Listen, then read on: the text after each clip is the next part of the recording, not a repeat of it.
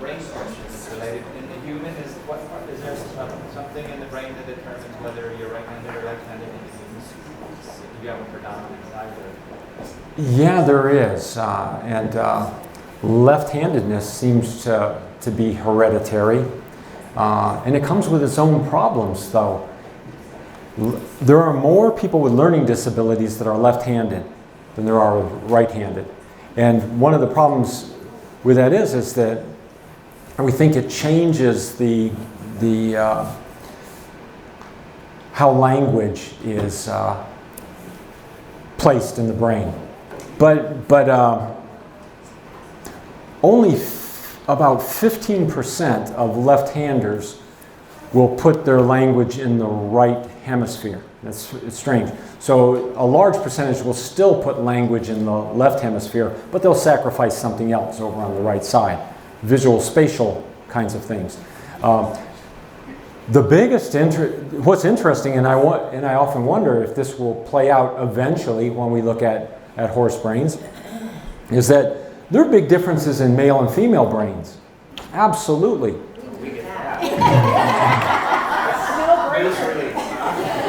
What's that? Is it the relatively recent research as the last year that's suggesting otherwise? You know, that's always been a back and forth kind of thing, but it can get really complicated.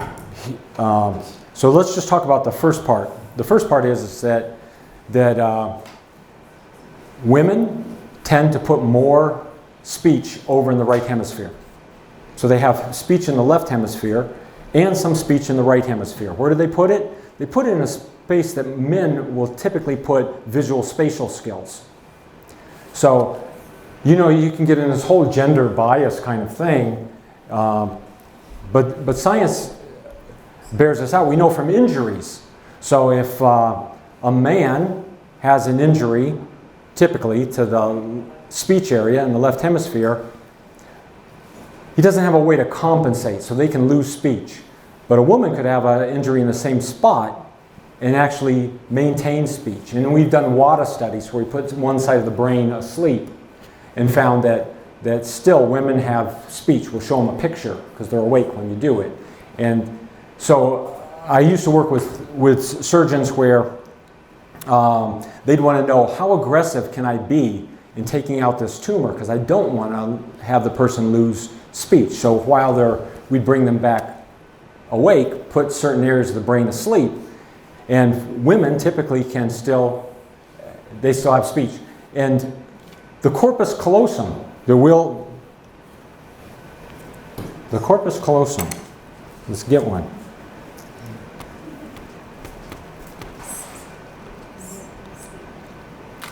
Women tend, by the ratio, to have larger corpus callosums. So what that means is that there's more passage of information between the two hemispheres.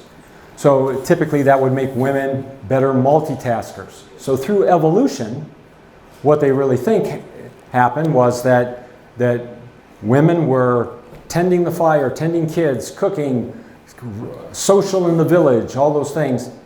Men were singular of mind, and they had to have visual spatial skills. They climbed trees, they hid in the bushes, and they had to keep quiet and just shut up and wait for an animal to come along. But then it gets complicated. They set the women out to hunt and the animals kept running away. Young in our age, we get different hormones. There's no question about that. So you get a hormonal wash, testosterone, estrogen, etc., that changes the brain, right? So that's how we know there are differences. But here's something interesting. They don't all change the same. Some people are not as sensitive to estrogen or as sensitive to testosterone, or they have different chemical balances. So what we're finding is that, for example, gay men may have a larger corpus callosum and be more verbal and have something that's closer to a female brain. It's not anything that they did. It's not like a lifestyle change. Well, heck, I'm 20 years old. I think I'm just going to go over to the other side. You know, they don't do that. This is built in, right? So it gets really, really complicated when you start saying, oh, and I don't want people say, well, are you talking about an abnormality? I'm not. I'm just talking about that's who that person is because of the chemistry. But there are differences, and there's some fascinating thing. They found that many of the super tasters and super sniffers are women. Yeah. People like cooking if you're doing a lot, I guess Talking. it's necessary, right? It's not my role personally, but Great. Not to oversimplify, but I think I would just say that what they're finding more and more with research is that there's a lot more variation. Yes.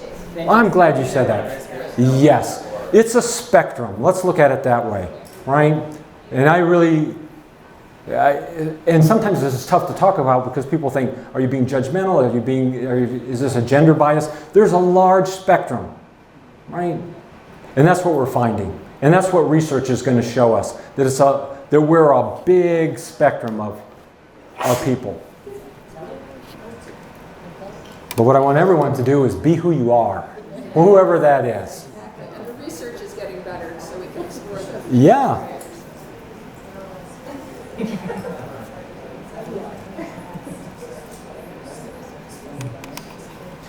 Well, I would honor your request here, but I'm going to be still slicing brain as I pass some around.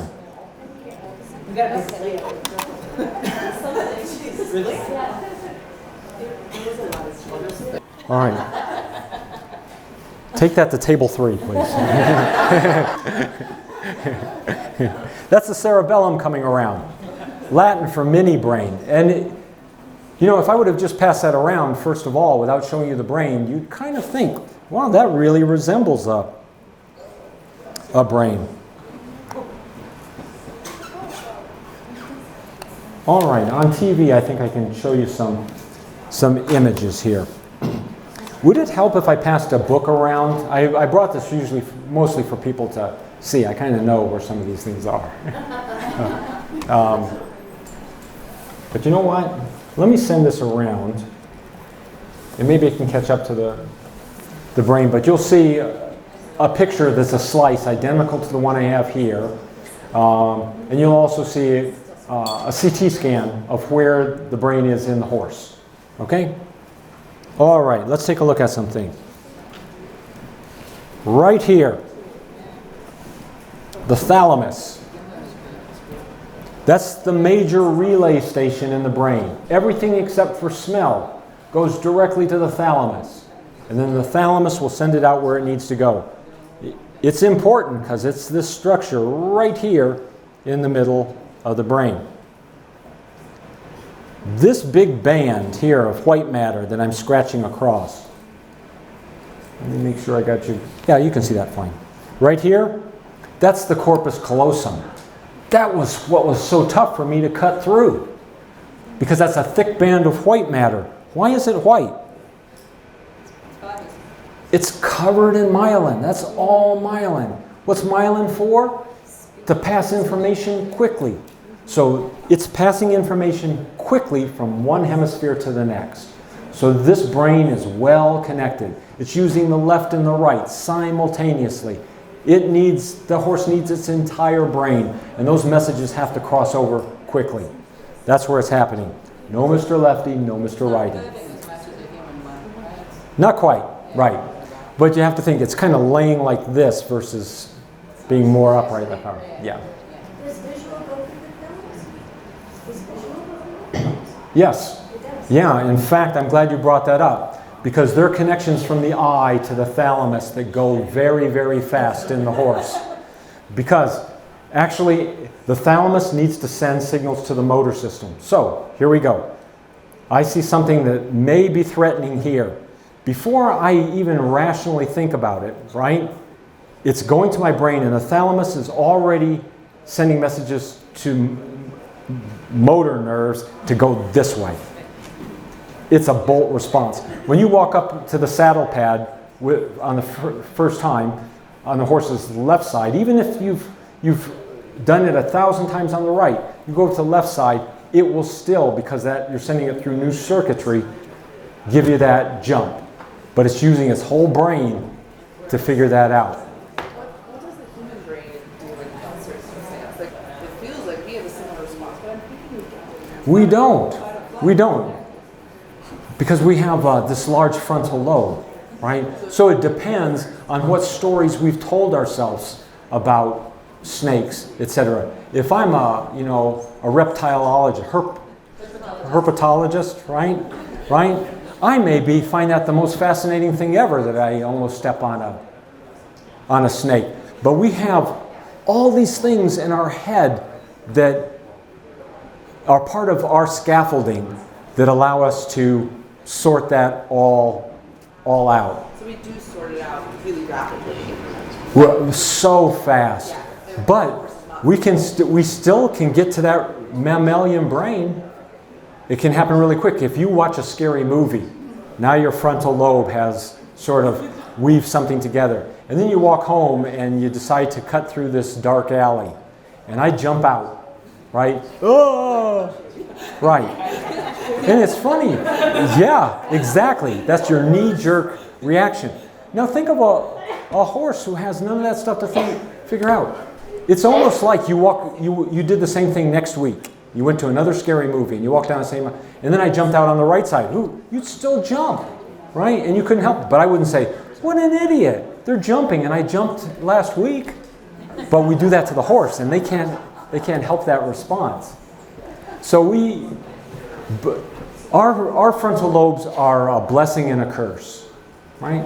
So a bad thing can happen to us and we can catastrophize it. This is the end of my life. This will never get over it. This is the worst thing that could ever happen. And we could catastrophize that.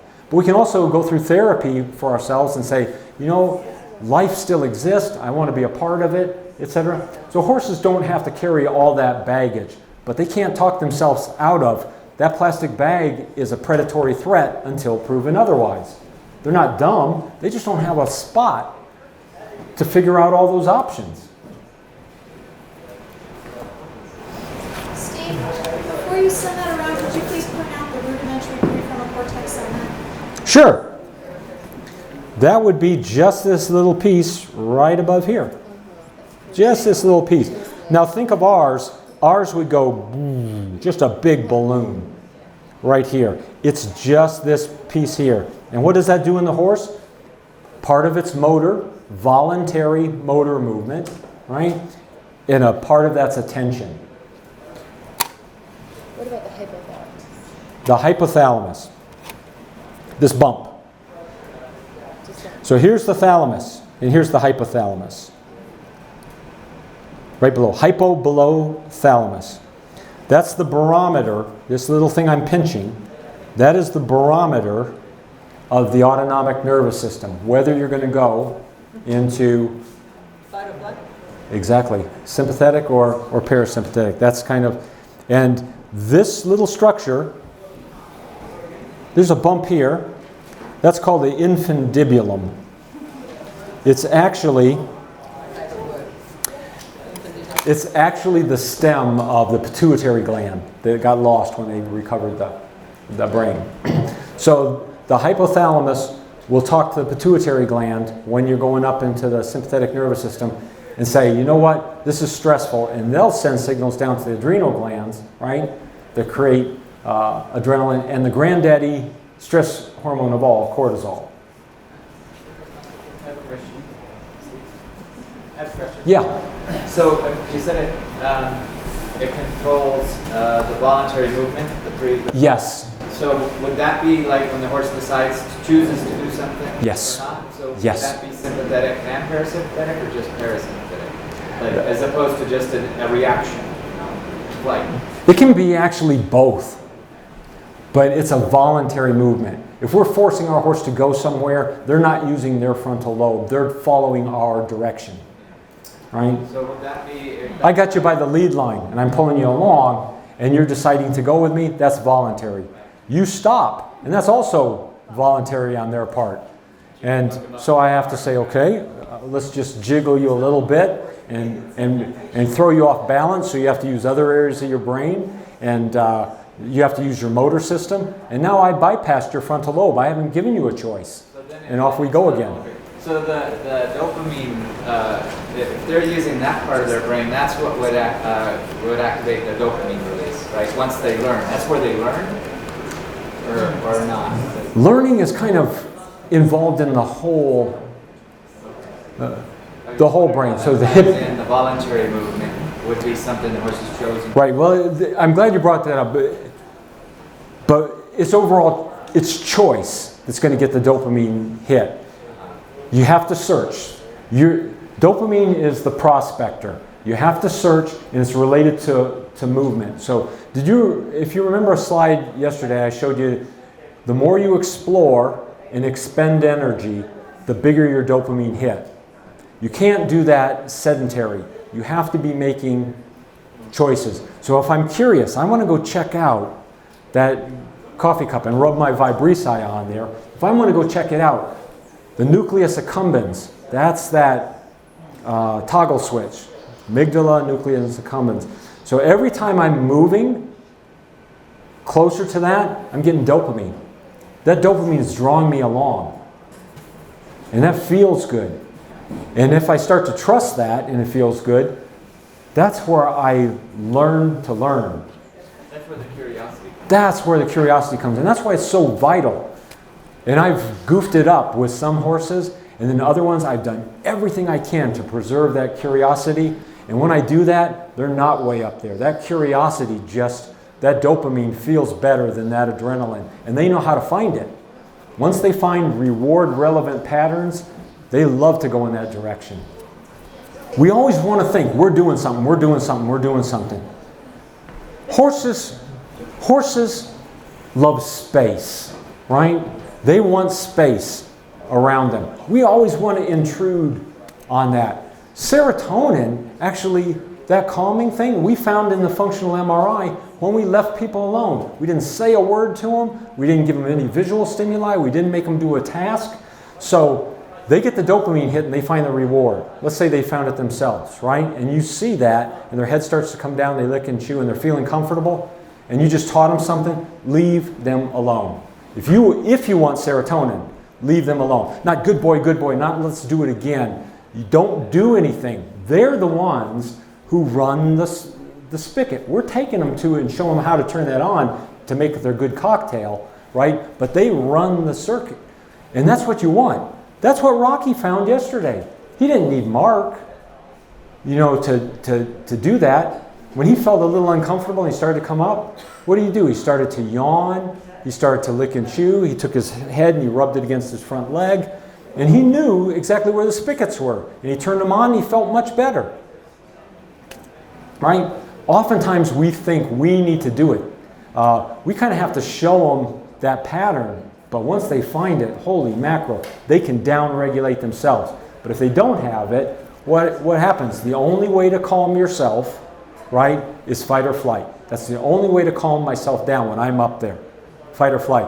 What we're saying is, no, you can try another way. That horse out there with Mark, when he's working with him, a lot was going on. That horse was eventually saying, you know what?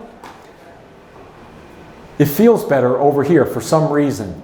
And this is stressful out here, but I'm finding a place, and the circles got smaller, and it was almost identifying. That's a good spot to be. Horses find that good spot is mobile. They can take it with them. They can find it anywhere. That's the cool part. So you go to the dressage show and all the stuff's going on. You go over here, and these horses are calm because they find it internally. It's mobile. They can take it with them. And that's just a little bit of what that horse was finding with Mark. And when he stopped there, and we got some licking and chewing, okay, I've down-regulated. Well, let me go check out what's over the fence again. And they came up and checked things out, and it got a little spooky. All right, let me just go back and get another dose. And that's almost what it looked like, right? Go to the drinking fountain, get my drink, go back around. Oh, it's getting a little unnerving. Go back. Yes? My question is sort of like, what feels good about Mark? Yeah. Maybe some of us in this room have been like, oh, I feel better when I come over to Mark also. He's providing some direction, he's answering our questions, but also, is there a way to identify what's happening in the brain or the overall nervous system when we're sharing space or the field, whatever we want to say, around someone whose nervous system is downregulated, who feels what we would call grounded, who, you know, what is happening in that interaction between a horse that's going, I don't feel very good, but when I stand over by you, I feel better. A horse that's herd bound, what we call herd bound, when they're with their group, they feel oxytocin, which is a bonding kind of chemical. That's what newborn mothers, newborn babies, mothers who have newborns feel all this, they get all this oxytocin, right? So it's that creates the bonding. So they're bonded to their herd members, right? And they feel good there. And even if things stress them out, they might get picked on a little bit, they prefer to be with that herd because that feels more comfortable. It's predictable. And when we take them out, they start to feel cortisol. The reticular activating system says, you know, this is a little unnerving. I'm feeling some cortisol. So our trick is to say, you know what? Let's do something. I'll use your curiosity, or I'll do something and I'll reward you for it. I'll give a release here. And the horse feels that. The dopamine, the same chemical that cocaine creates, right? That dopamine felt good. So what we're doing is actually saying, you can get a dopamine hit over here with me. Right? So when you turn them loose back in the pasture, right, they're getting all that oxytocin and good feeling again. But what you want to do is convince that horse that those chemicals are mobile. You can still access them over here with me. And it's not hard to do. If you walk out in a pasture, you know, people say, well, I can't catch my horses. There's guys that I know where I keep my horses. They're like in a herd of 15. And these guys will get on their ATVs and chase them around and tire them out and finally catch them. And you know, I walk in the pasture all the time. And I can walk to my horses and put the halter on and walk back. And I can do it with their horses as well. So many of us, we're predators. We cannot help how we move. Right? Watch certain people, just how they move. Because that's what, like clever haunts, that's what the horses are picking up on. So if I move like everybody else and I'm calm and I'm going out there like I'm, you know, carefully, like I'm carrying full water containers, right? And I don't want to spill them. So I'm just, or I can march out there. Well, we got a half hour to go to that show. And I march out there. So there's 1,000 things that horse is reading in Mark that makes Mark a good place to be. And there's stuff we don't even recognize. We can't because it's in, we have to be aware. We have to be aware of the energy that we're giving off, right? So that energy is a true thing if we're talking about, you know, something you can measure and see. So yeah. Okay, one cerebellum coming back, going out. Real rough cut. Is the brain, the feel of the brain, when you're cutting through it, is this brain similar to like a living brain? No. Does something happen No. in the formaldehyde Right. preservation process? Yeah. If I took a human brain, or I took a brain, and I just recovered it from a skull, and I sat it down on a table, after time, its weight would just... It's more gelatinous. So it needs to be preserved so you can do what we're doing.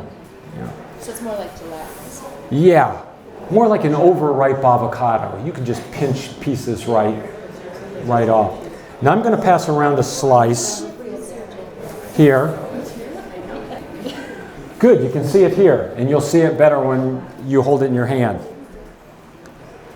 I've cut the brain. So here's the front of the horse's head. And so I just cut down here and take a chop out. Not a scientific term, a chop, but you see how that's all branched out, kind of like cauliflower deep inside the brain? That's white matter. That's all white because it's myelinated. So you can get a look at what myelin looks like up close.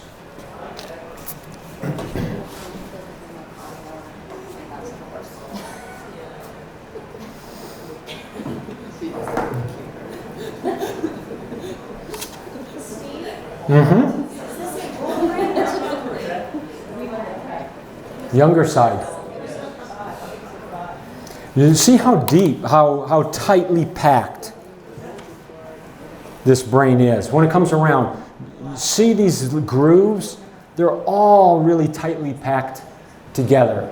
And those will expand more as the horse ages. So if the horse was 30 years old, these little grooves would be much deeper. Thank you.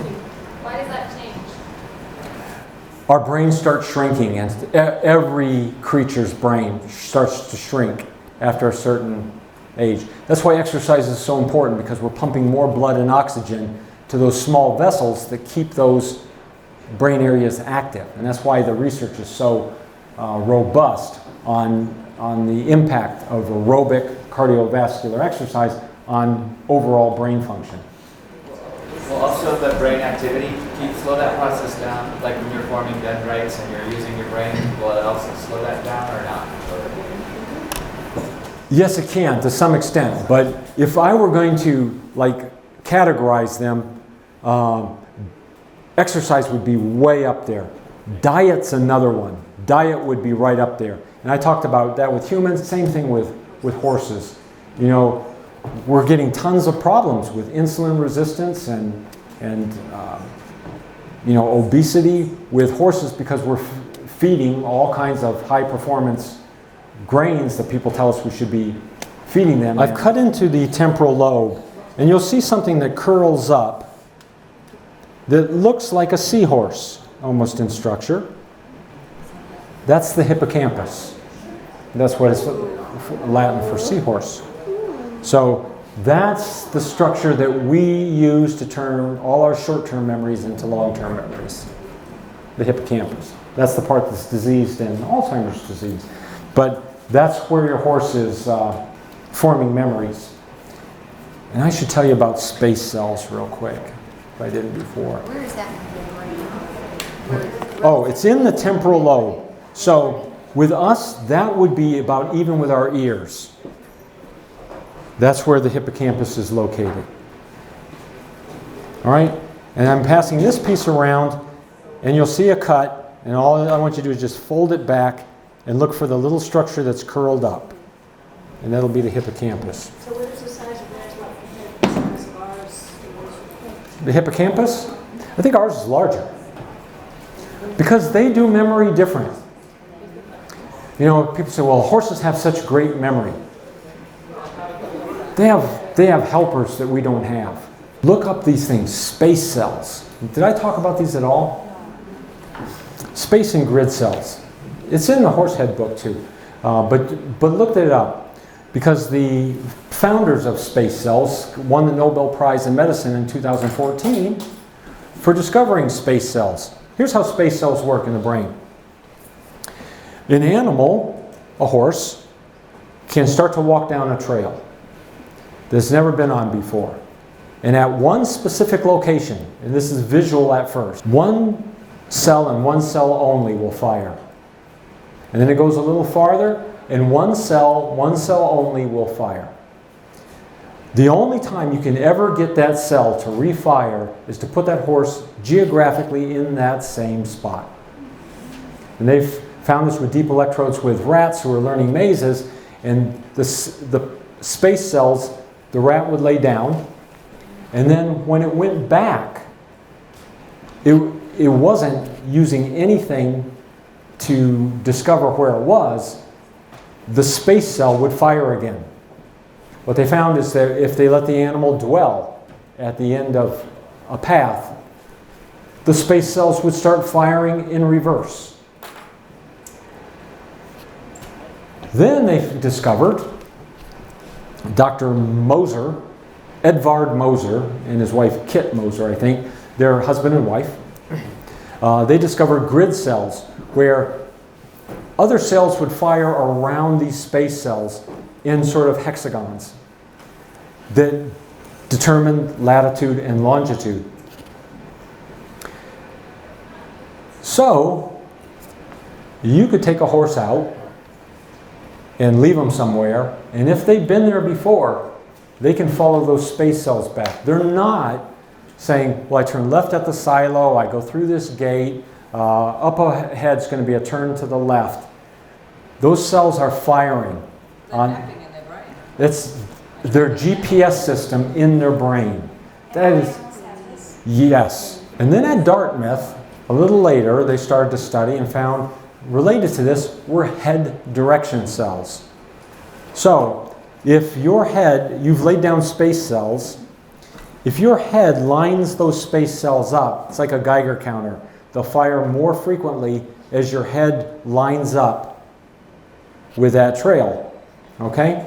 So, if your horse is going in a big circle, 2-mile circle around the place you live, for example, and they're always turning their head in, it may not be, oh, they just want to get back home.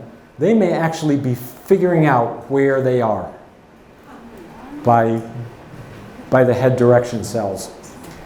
Then someone else found there's boundary cells that if they put an animal on a table and let it run along the table one time, laying space cells, but when it got to a boundary, it laid a different kind of firing.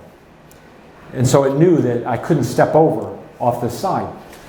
So, for example, there was a park in Japan that had all these deer, and for decades they had certain fencing. It was always in the same spot. But they acquired more land, so they tore up the fences. A large number of those deer would hit that boundary and not cross it, even though there was nothing visually there to see. And Martin Black told me a great story where he got lost in a snowstorm, and he said it was a whiteout. I couldn't see anything, and it was falling, and it's night. And so I trusted my horse to get us back home. And so I had a sense that he was headed in the right direction. But then we hit a spot where he wouldn't go.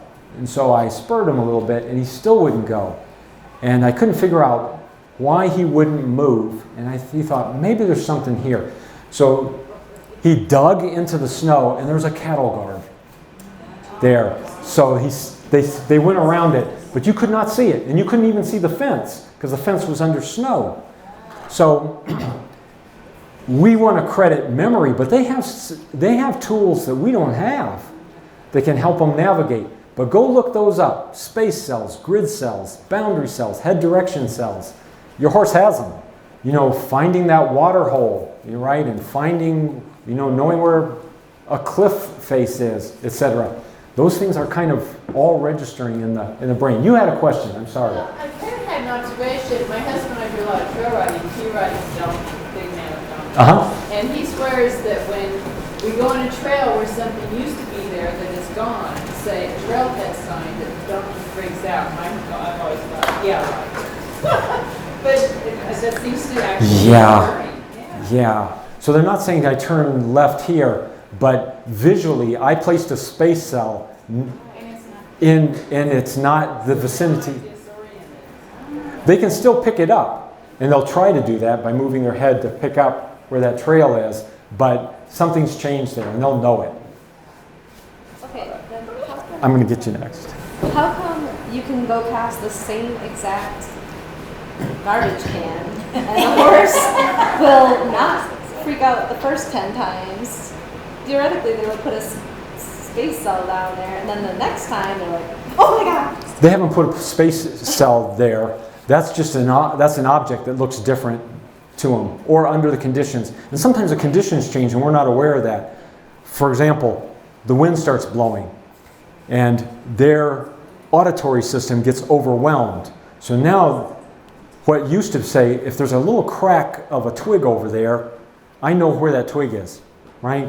But if the wind's blowing and there's leaves blowing all over the place, that's unnerving. I can't pick that crack out. So my auditory system is overwhelming me. I have to just rely now on fewer inputs. And so they feel more vulnerable. so they can be on edge, right? And so when they're on edge, they're somewhere else in their nervous system than they are otherwise. I had a question about how those cells work in terms of, say, a horse in a trailer, where they're not actually moving through the space, right? They're not like locomoting, they're being taken from place to place. Are they able to place those same cells to find their way across a distance like that? I hardly believed it, but researchers are seeming to think that they can still do that. And I don't really... Go ahead. I'm going to get really nerdy here, so bear with me. No, we appreciate your nerdiness. Great. So it looks like they don't have a specialized occipital lobe like humans do, which is like the visual spatial center for human brains.